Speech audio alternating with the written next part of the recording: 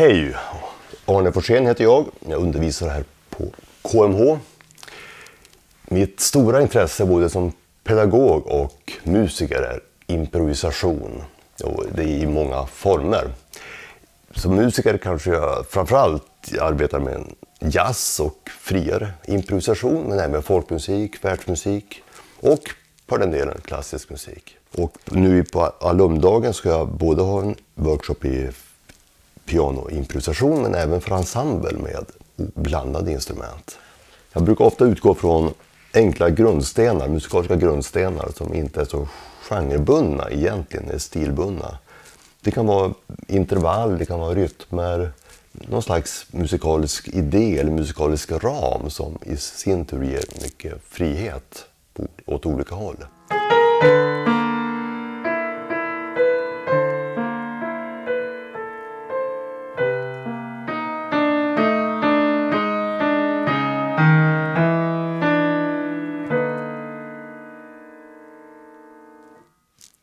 Som ett litet exempel på hur det kan vara.